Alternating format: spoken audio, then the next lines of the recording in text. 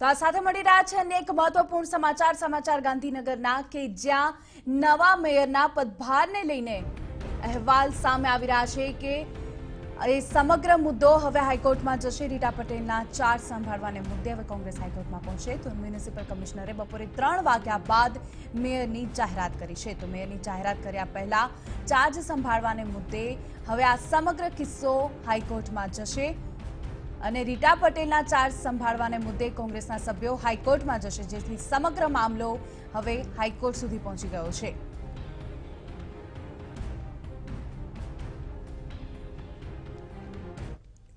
આ વિશે વધુ વાતચીત કરી ટીવી9 સંવાદદાતા નિર્મલ દવે સાથે। જી નિર્મલ, હવે કોંગ્રેસના સભ્યો હાઈકોર્ટના દરવાજા ખખડાવશે, શું છે વધુ વિગતો સમગ્ર મામલે?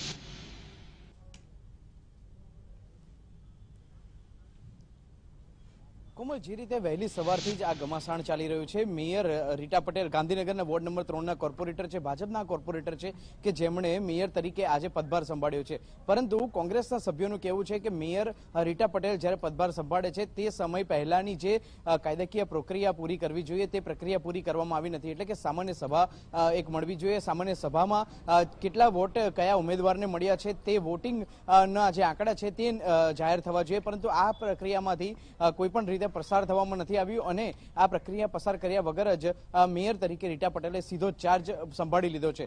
જે સવારથી આ ઘમાસાણ ચાલ્યું હતું તેનો અત્યારે ક્યાંક અંત આવતો હોય તેવું લાગી શકાય। અંત તો જો કે આ શબ્દ યોગ્ય નહીં રહે, પરંતુ અલ્પવિરામ આવતો હોય તેવું લાગી શકાય, કેમ કે હવે જે મુદ્દો છે તે હવે હાઈકોર્ટમાં પડકારવામાં આવશે તેવું વિપક્ષના નેતા શૈલેન્દ્રસિંહ બિહોલાનું જણાવ્યું છે। જે રીતે મારી સાથે વાતચીત થઈ તેમની અને તેમનું કહેવું છે કે મેયર તરીકે રીટા પટેલે સવારે લગભગ 11 વાગે ચાર્જ સંભાળી લીધો હતો, પરંતુ લગભગ બપોરના 3 વાગ્યાની આસપાસ મ્યુનિસિપલ કમિશનર દ્વારા વિપક્ષના જે નેતા છે સહિતના જે કોંગ્રેસના કોર્પોરેટર છે તે તમામને એક લેટર આપ્યો છે અને લેટરમાં ઉલ્લેખ કરવામાં આવ્યો છે કે બપોરે 3 વાગ્યા પછી જ મેયર તરીકે રીટા પટેલને જાહેર કરવામાં આવે છે।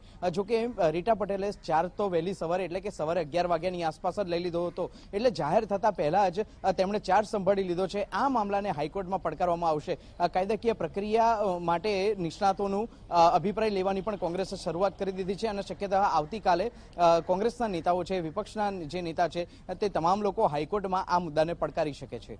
જી નિર્મલ, સમગ્ર માહિતી બદલ આભાર। તો મેયરની જાહેરાત કર્યા પહેલા ચાર્જ સંભાળવાને મુદ્દે હવે કોંગ્રેસના સભ્યો હાઈકોર્ટના દ્વાર ખખડાવશે।